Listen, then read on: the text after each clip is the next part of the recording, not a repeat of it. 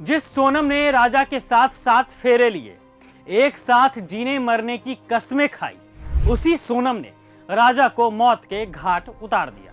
महज 28 दिन पहले इंदौर की सोनम और राजा रघुवंशी की धूमधाम से शादी हुई। फिर 20 मई को पति के साथ सोनम हनीमून ट्रिप पर शिलोंग चली गई, लेकिन वहां से खबर आई कि राजा रघुवंशी की मौत हो गई है। सोनम गायब है।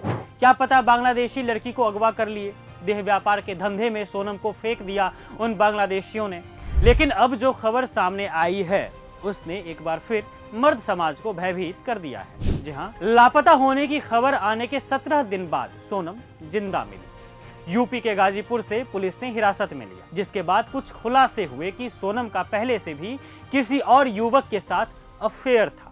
उसी के चलते उसने प्रेमी के साथ मिलकर पति राजा की हत्या की साजिश रची। साजिश के अनुसार प्रेम जाल में फंसाकर राजा को शिलोंग ले गई, फिर वहां पर उसकी हत्या कर दी। इस साजिश में 4 लोग शामिल थे, जिसमें से 3 इंदौर से पकड़े गए हैं। एक आरोपी यूपी से है, जो अभी भी फरार है। फिलहाल सोनम से पूछताछ जारी है। हालांकि अब मामले को लेकर सोनम रघुवंशी के पिता का भी बयान सामने आया है। सोनम रघुवंशी के पिता ने कहा है कि 5 बजे सोनम ने ढाबे वाले का मोबाइल लेकर गोविंद को कॉल किया, जो कि सोनम के भाई हैं। फिर रिश्तेदारों ने पुलिस को सूचना दी। तब पुलिस ढाबे पर गई और सोनम को लेकर आई। बेटी को फंसाया जा रहा है, केस की सीबीआई जांच हो। सुनिए उन्होंने जो कुछ कहा। वो बिल्कुल आरोप 100% गलत आरोप लग रहे हैं।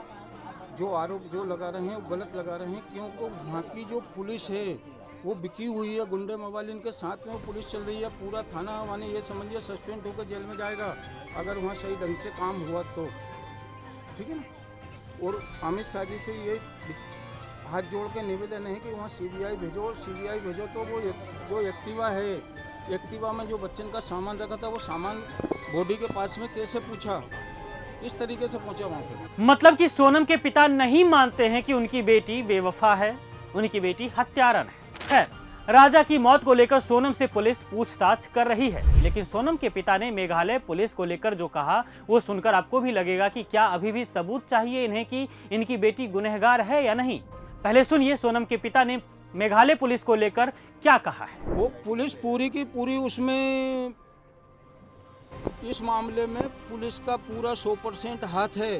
हो सकता है पुलिस वाले ने ये कांड करके नहीं उसको बच्चे को वहाँ फेंका। एक तरफ जहां सोनम के पिता पुलिस पर आरोप लगा रहे हैं, तो दूसरी तरफ राजा की मां ने सोनम पर आरोप लगाए हैं कि उसने पहले भी कॉफी पिलाकर राजा को मारने की कोशिश की थी।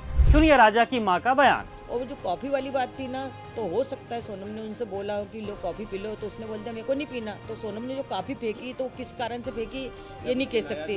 हाँ, ये नहीं कह सकती हूँ मैं कि उसमें कुछ मिलाया नहीं मिलाया, वो कॉफ़ी किस कारण से फेंकी गई थी। पहली बात तो ये समझ नहीं आ रहा मेरे को। राजा की मां ने इसके अलावे भी कई आरोप सोनम पर लगाए हैं, जैसे कि जबरदस्ती राजा को सोनम शिलोंग लेकर गई। राजा की मां ने यह भी कहा कि हम चाहते थे कि पहले राजा और सोनम एक दूसरे को सही से समझ लें, साथ में थोड़ा सा वक्त बिता लें।